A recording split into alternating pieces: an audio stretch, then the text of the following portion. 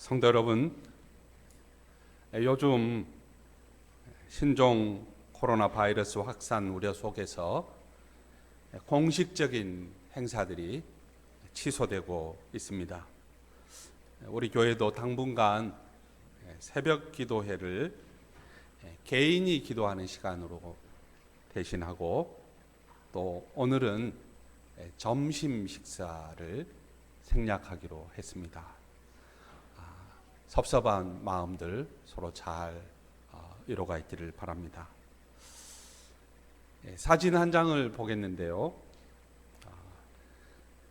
지금 저희 교단 총회도 교인들이 서로 인사를 나눌 때 악수는 다음 주에, 이게 지금 목사님이 지금 이렇게, 장로님들도 다 똑같은,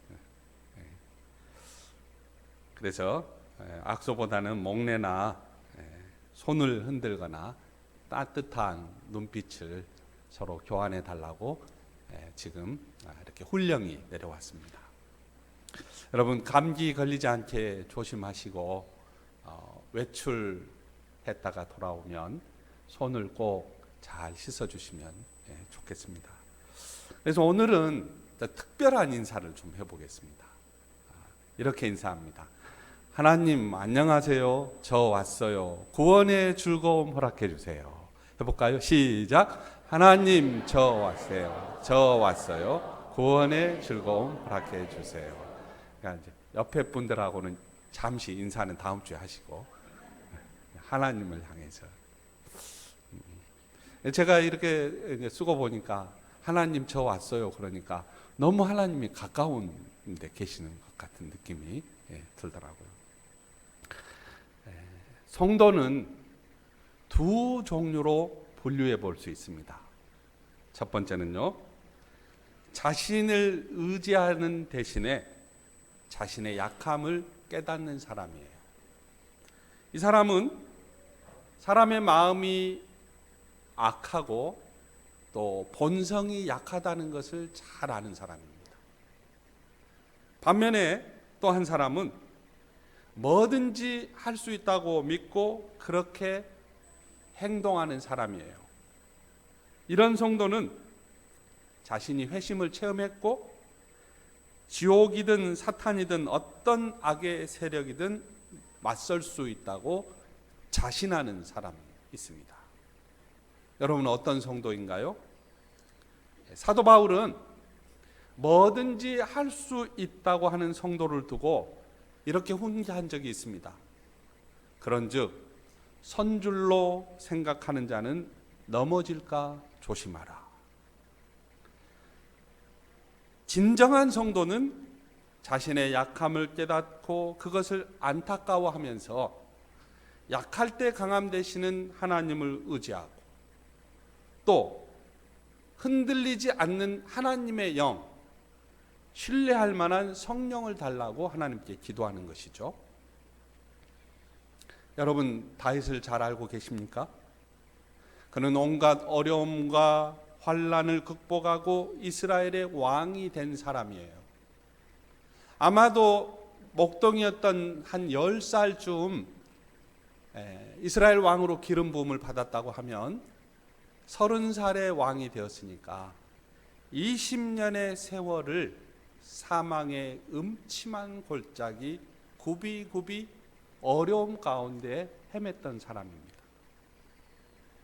그래서 이스라엘 최고의 성군이고 위대한 신앙인이고 시편의 절반 이상을 기록한 이런 다윗을 이스라엘 사람들은 이스라엘의 별로 생각했어요. 별 중에 별이죠. 그래서 여러분, 이스라엘의 국기 보시면 별이 하나 있잖아요. 별이. 이 별이 다윗의 별입니다. 그런 다윗이 오늘 시편 51편에는 중한 범죄를 저지른 범죄자로 등장하는 거죠. 아무리 왕이지만 이스라엘의 전통적인 율법으로도 이 다윗이 저지른 행악은 사형에 해당하는 중죄입니다. 시편 51편을 읽을 때는 그 앞에 써 있는 표제가 중요해요. 표제가 중요한데 우리 표제를 다 함께 읽어볼까요? 다윗의 시, 인도자를 따라 부르는 노래. 다윗이 밧세바와 동침한 후 선지자 나단이 그에게 왔을 때.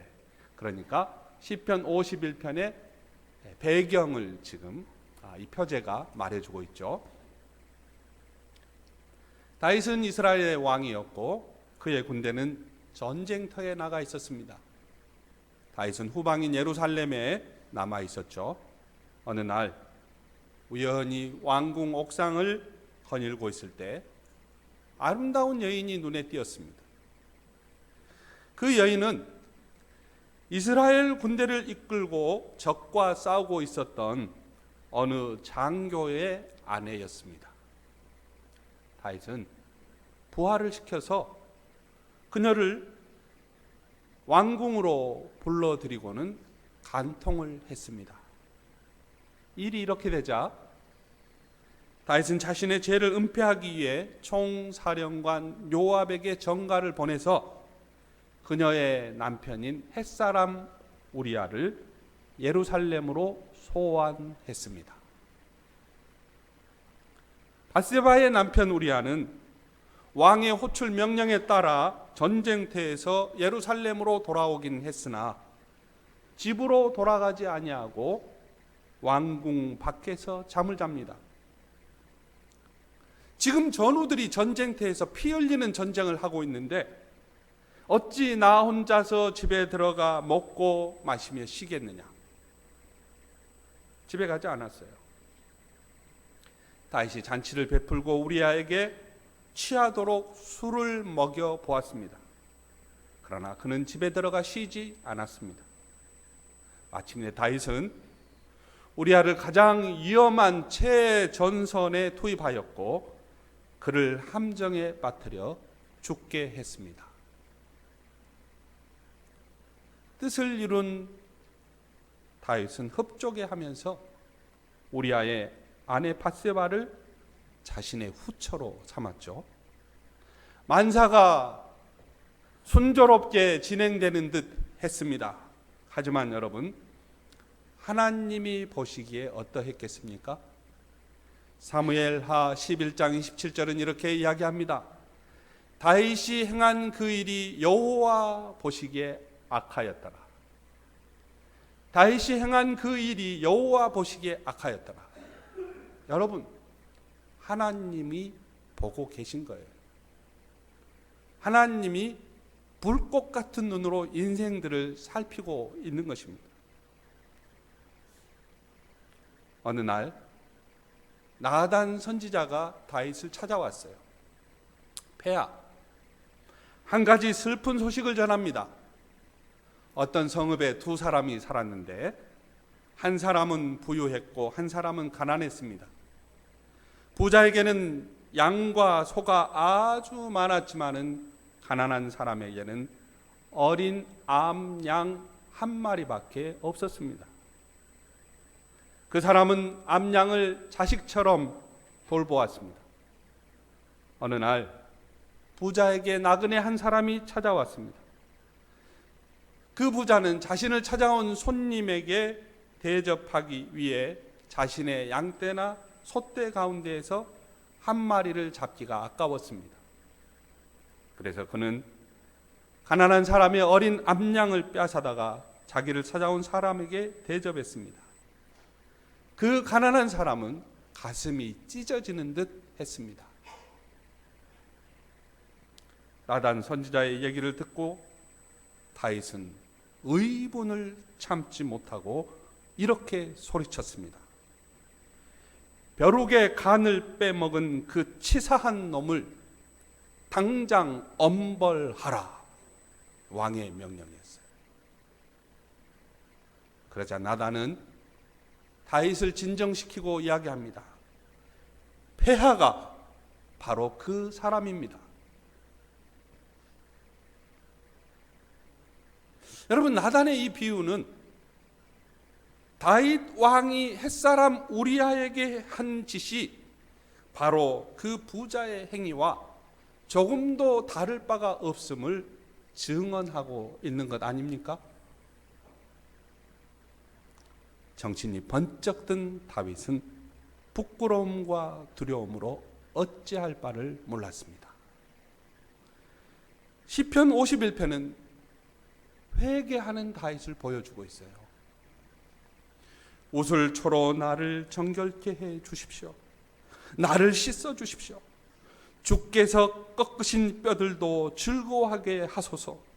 하나님이여, 내 속에 정한 마음을 창조하시고 내 안에 정직한 영을 새롭게 하소서. 다윗은 자기가 하나님 앞에 이미 저지른 죄와 대면합니다. 지금까지 자기는 상당히 괜찮은 사람인 줄 알았습니다. 하나님의 마음에 합한 자였다고 자부했습니다. 환난의 어려움 가운데서도 다윗은 하나님의 인자하심을 믿어 의심치 않았습니다. 그것이 자기의 의로움이라고 굳게 믿었습니다. 하지만 다윗은 이제 자신이 누구인지 보게 되는 것입니다. 자기는 끔찍한 악의 세력에 표박당한 죄인이었습니다. 성도 여러분, 죄는요 정말 끔찍합니다. 너무나 끔찍하고 너무나 강력해서 인간은 누구나 할 것 없이 죄다 죄 앞에 거꾸러집니다. 죄는 이 세상 모든 사람을 무릎 꿇게 만듭니다. 다윗이 누구입니까? 중심을 보시는 하나님께 선택된 사람이었어요. 하나님의 마음에 합한 사람이었어요. 그런 다윗 같은 사람이 죄에 걸려서 넘어진 것입니다. 사람은 누구나 죄에 걸려서 넘어질 수 있는 것이죠. 그래서 시편 51편은 신앙생활 잘 하는 사람의 기도예요. 하나님을 신뢰했고 그분과 은혜로운 교제를 나누던 성도의 기도예요. 바로 우리들의 기도입니다. 우리가 드려야 할 기도이죠. 진리를 알았음에도 타락의 길을 걸어간 사람들의 기도.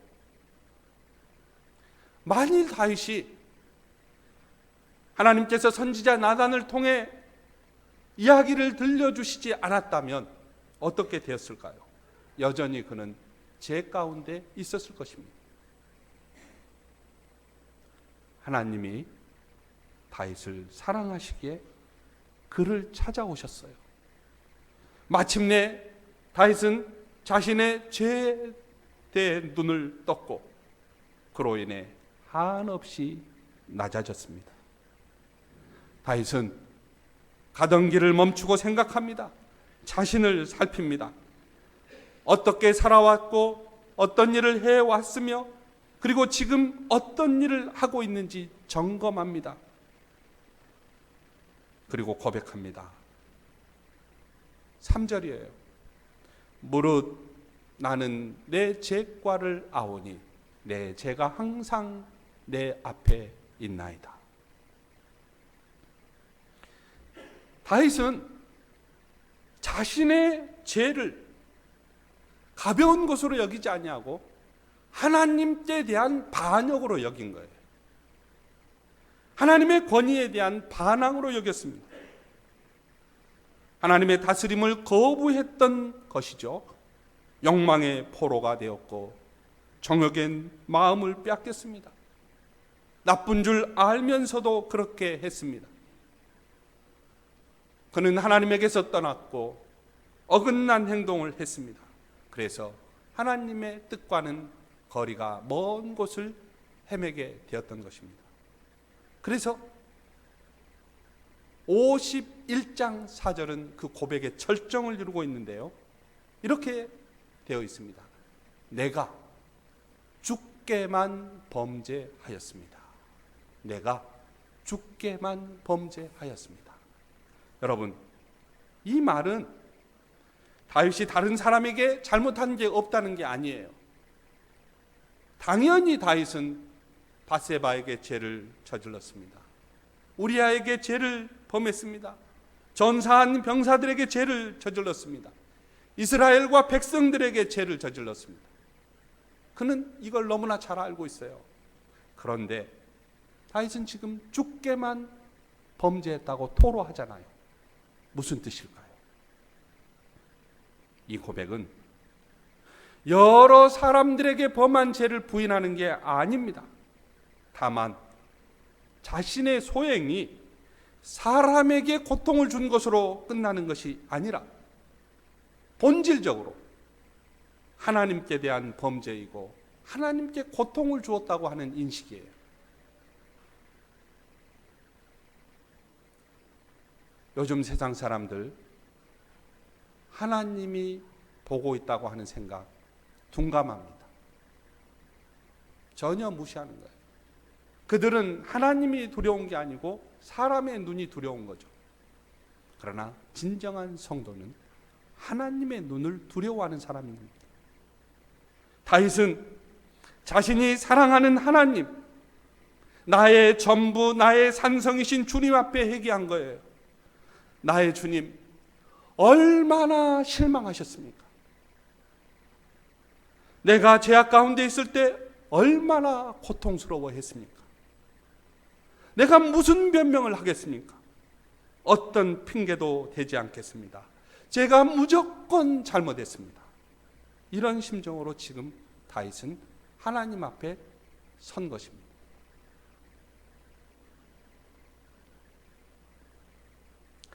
다윗이 밧세바의 남편 우리아를 어디로 소환했나요? 예루살렘으로 소환하지 않았습니까? 그러나 다윗은 소환한 목적을 이루지 못했습니다. 우리아는 너무나 충성스러운 신하였기에 그는 최전방 전투에서 목숨을 잃었습니다. 그런데 우리 하나님 선지자 나단을 통해서 다윗을 소환하세요. 어디로 소환하고 있습니까? 눈에 보이는 곳이 아닙니다. 양심의 처소로 그를 지금 소환하고 있는 것입니다. 다윗이 소환된 곳은 예루살렘이 아닌 마음의 성전, 회개의 장소였습니다. 자신의 약감을 깨닫은 다윗은 하나님께 회개하면서 두 가지를 요청하고 있어요. 오늘 본문 말씀 8절과 11절인데요.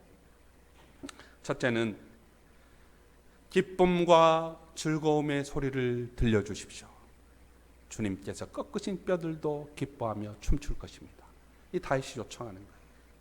또 한 가지는 주님 앞에서 나를 쫓아내지 마시며 주님의 성령을 나에게서 거두지 말아 주십시오. 여러분, 그래서 시편 51편이 우리에게 던지는 두 가지 메시지가 이것입니다. 첫째 무엇입니까? 회개하는 자는 구원의 즐거움을 회복한다는 메시지예요. 회개하지 아니하고는 구원의 즐거움이 내 것이 될 수가 없는 것이죠. 예수 그리스도를 주님으로 믿으며 회개하고 거듭났을 때 나타나는 결과가 무엇입니까? 즐거움과 기쁨이 샘솟습니다. 이 기쁨은 그 어떤 것과도 비교할 수가 없어요. 그래서 우리는 이렇게 노래하지 않습니까? 내 맘속에 있는 참된 이 평화는 누구도 빼앗아갈 수 없네. 찬양하잖아요. 그래서 다윗은 12절에서 주의 구원의 즐거움을 내게 회복시켜 주시고 나를 붙잡아 주셔서 내게 자발적인 마음, 자원하는 마음을 주십시오. 이렇게 지금 요청하는 거예요. 예전에 그는 그 즐거움 가운데 있었습니다. 그런데 그는 지금 즐거움을 잃어버리고 말았습니다. 왜입니까? 주님이 주시는 기쁨은 내가 만드는 기쁨과 차원이 다르기 때문에 그렇습니다. 주 하나님의 구원 속에 있는 하나님의 즐거움, 이 즐거움이 여러분 가운데 충만하시기를 축복합니다. 이 즐거움이 여러분 가운데 충만해서 하나님과 교제하는 즐거움, 용서하시는 은총을 선물로 받은 즐거움, 새로운 사람이 된 그 즐거움이 여러분 안에 가득하시기를 바랍니다. 다윗은 회개를 통해서 하나님의 용서를 선물로 받았어요. 그는 하나님의 용서를 확신하고 있습니다. 그러자 구원의 즐거움이 회복되었어요. 잃어버린 기쁨을 회복한 것입니다. 오늘날 교회 생활을 오래 한 사람도, 또 신앙생활을 했다고 자부하는 사람들 중에서도 이런 기쁨을 맛보지 못한 성도가 있습니다. 참 많아요. 우선 우리가 인터넷으로, 유튜브로 설교를 듣는 경우 있잖아요. 이런 기쁨에 초대되기는 어렵습니다. 이 기쁨은 교제 가운데 있는 거예요. 어느 목사님이 이런 얘기를 들려준 적이 있어요. 믿음이 아주 뛰어난 집사님에게 빼어난 두 딸이 있었습니다. 중년에 접어든 그들은 어떤 의미에서 자나 깨나 하나님을 기쁘시게 하는 일에만 몰두했어요. 그런데 둘 다 교회에 등록하지 아니하고, 또 교회 교제에 참여하지 아니하고 성찬식에 참여한 적이 없었습니다. 그들의 삶과 행동은 흠잡을 데가 없었어요. 하지만 그들은 예배와 교회의 교제 가운데 함께하지 않았습니다. 한참 후에 알게 된 일인데요, 그들이 그렇게 했던 이유가 있었다는 거예요. 자신들은 교회에 다닐 만큼 그렇게 선한 사람이 아니라는 생각에 사로잡혀 있었다는 거예요. 남들이 보기에는 정말 하나님이 기뻐하시는 일만 하는데 자신들은 정작 우리는 하나님의 은혜를 받을 만한, 하나님의 용서를 받을 만한 그런 자격이 없다고 생각한 거예요. 여러분, 이런 자기 반성은 교만이에요. 교만이에요. 이 딸들의 문제가 무엇입니까? 예배나 교회의 교제나 성만찬에 참여하지 않는 그들은 하나님의 약속을 보는 대신에 그리스도께서 이루신 위대한 사랑, 그리고 그 구원과 기쁨을 바라보는 대신에 자신의 선행을 보았기 때문에 그렇습니다. 우리들 가족 중에도 그렇잖아요. 배우자에게 우리가 교회 다니자, 믿음을 가지자 그러면 이런 분이 참 많아요. 나는 자격이 없다는 거예요. 근데 그 말이 사실일 수 있죠. 그리고 겸손한 것 같지만 그게 아니라는 거예요. 여러분, 우리가 자격이 있어서 교회에 오는 것입니까? 자격이 없기 때문에 하나님의 은총을 구하기 위해서 오는 거예요. 우리가 하나님의 약속과 용서의 선물을 받아들이지 않으면 즐거움은 사라지고 의무만 남게 되는 것이죠. 하나님은 회개하는 심령에 즐거움을 주시고 구원의 기쁨을 주시는 분이십니다. 여러분, 자신을 깊이 점검하고 참되게 회개하여 하나님이 주시는 즐거움과 기쁨을 회복하시기를 바랍니다. 주님의 즐거움을 누리시기를 축복합니다. 시편 51편의 두 번째 메시지는 뭐냐? 회개하는 자는 성령을 선물로 받는다는 사실이에요. 회개하는 자는 구원의 즐거움을 얻는다는 게 첫 번째. 두 번째가 회개하는 자는 성령을 선물로 받는다는 사실이죠. 다윗은 회개하면서 주님의 성령을 거두지 말라고 요청합니다. 성도 여러분, 우리는 잘 알고 있습니다. 우리의 삶을 굳건히 세우고 누군가 자신을 붙들어 주어야 할 필요가 있을 때, 자원하는 심령이 필요할 때 해답은 하나입니다. 내 힘으로는 되지 않는다는 사실이에요. 성령을 선물로 받아야만 가능한 것입니다. 그래서 복음서 곳곳에서 하나님이 말씀하셨어요.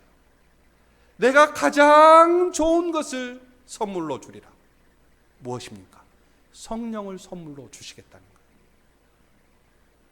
성도의 확신은 자신에게 있지 않아요. 하나님께서 그리스도 안에서, 그리스도를 통해서 주신 성령의 능력에 있습니다. 여러분, 다윗이 그토록 죄인이 되어 철저하게 하나님께 회개하는 그 자리에서 다윗이 요청했던 게 뭡니까? 주의 성령을 내게서 거두지 마소서. 우리도 다윗처럼 성령을 구하는 참된 성도들이 되어야 하지 않겠습니까? 성도 여러분, 여러분은 진정한 성도입니까? 구원의 즐거움과 기쁨을 누리는 참된 성도입니까? 성령의 능력 가운데서 다른 사람들에게 나누어 줄 그 무엇이 있는 성도들 맞습니까? 여기 있는 우리 모두 마음의 성전에서 하나님께 회개하고 용서받은 기쁨에 감사드리며 성령의 능력으로 어둠과 죄악 가운데 헤매는 이웃에게 하나님의 영광을 전하는 하늘의 일꾼 되기를 주님의 이름으로 축복합니다.